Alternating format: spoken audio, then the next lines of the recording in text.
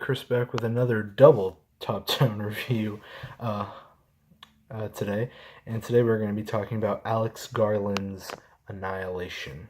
So, I had some theories about this movie before I went to go watch it because a lot of people said, oh, yeah, the movie's weird, the ending is difficult to understand. It's a movie that's kind of really out there. And in a lot of ways, they're correct, but I still wanted to get my own interpretation.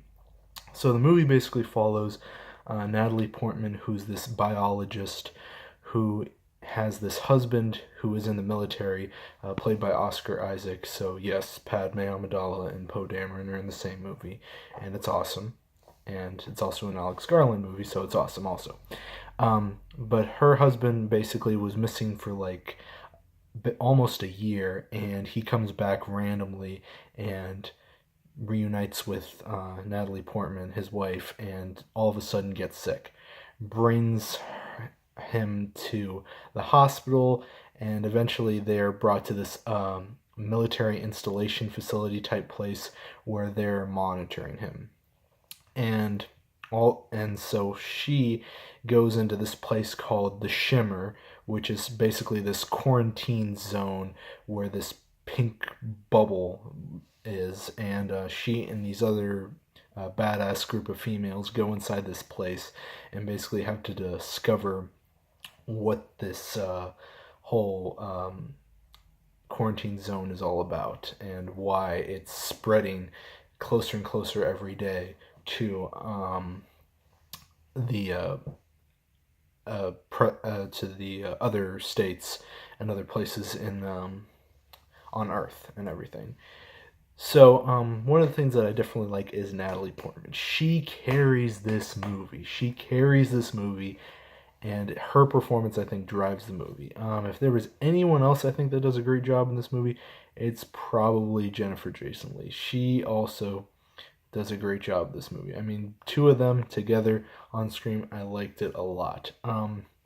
Gina Rodriguez's character, who's in Jane the Virgin, who was also in this movie, she comes across as like, I don't know. It's like she starts off as like this funny, like really friendly type person who just like invites her over, and then like suddenly as soon as they're in like the Shimmer type area, sort of like becomes Captain Buzzkill like the whole ride, because then she gets suspicious of everyone, and then eventually she starts getting angry at everyone, and I don't know, it's like she gets really nasty at Natalie Portman's character, and I thought it was like a complete like out of left turn area, and I can kind of see how that sort of went that way, but it just felt weird. Also, the other person, I don't know the actress's name, but the one that played Shepard, I was not attached to her character at all. In fact, when she died, I was just like, okay, she's dead. She was basically disposable soldier number one. That's basically what I saw her as. I mean, the only conversation that we find out about her is between her and Natalie Portman's character, and we find out that her daughter had some sort of cancer, leukemia, and that she had no husband or whatever, and just decided to join their fight or whatever. So I didn't really think that she really had any other high involvement in this movie, and when she died I was just like, okay, well, she's dead, and that was it. Tessa Thompson, who plays the other girl, I believe her name is Josie in the film. She did good. She's sort of like the intellectual of the group in this group of females that go into these into the Shimmer area, and her character arc for the most part was pretty good, except towards like that weird scene where she like turns into a plant or something like that. It's never really fully explained, and I guess it's sort of open to the audience interpretation by that point, but I mean, it just seems weird as to what actually happened to her in the movie.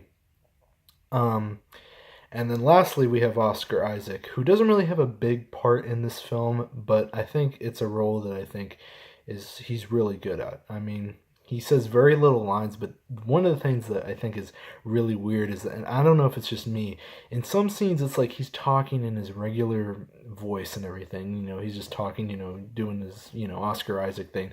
And then some scenes, I don't know if it's like that one scene when you see him on camera, or if it's like another scene and like those weird flashbacks she has. Because what's weird is that the whole movie's a flashback, but then Natalie Portman's character will have flashbacks within that flashback. And the only time that I've ever seen that happen, also in a movie, is in Batman Begins when that happens. That doesn't happen as frequently as it does here, but it does happen. So I just wanted to just address that also. But he has this like southern drawl, I feel, in some scenes, and I'm just like, why are you talking like that? Why are you not talking like how you've talked in those other scenes? It just seems weird to me, and I just wanted to address that. But the movie itself is,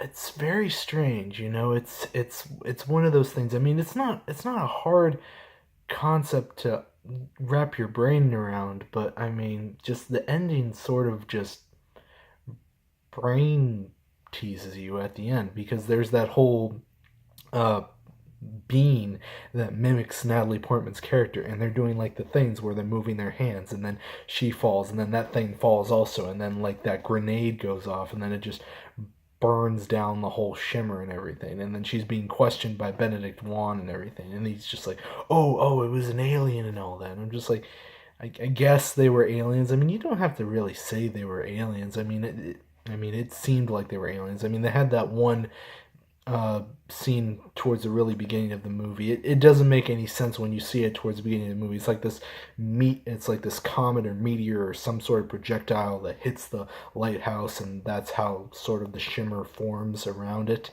Because the whole time and they're in the movie, they're talking about, oh, we got to get to this lighthouse. We got to get to this lighthouse. We need to get to this lighthouse so we can understand what the hell is going on with all that. And that's sort of the driving force that these ladies have to deal with.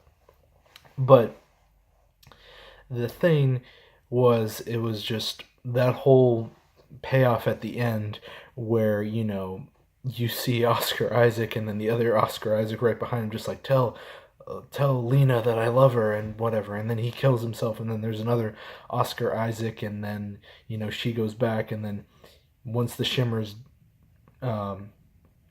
taken down and everything, she goes to him, and he's just like, I'm fine, and just like, are you the real Kane? And just like, no, I don't think so. Just like, are you the real Lena? And she doesn't answer, and then there's that little glimmer in their eyes or whatever. So I mean, it's like maybe that whole thing that Ventress was talking about in the cave or whatever is actually true, and they are there to annihilate us, or something like that. I think that's what she was getting at. It was kind of hard to understand. I mean, most of those scenes in the movie take place at night, so it was hard to see what was going on sometimes, because someone was being attacked like Shepard, and I couldn't identify what exactly was going on. I don't know if it's just because that's how I was watching it, that's how it was, but it just seemed weird. But yeah, the movie itself is just it's very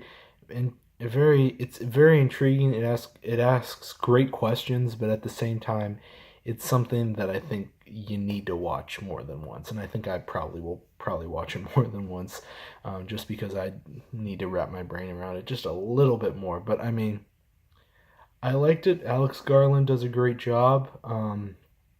I just feel like I need more explanation just for this movie in particular.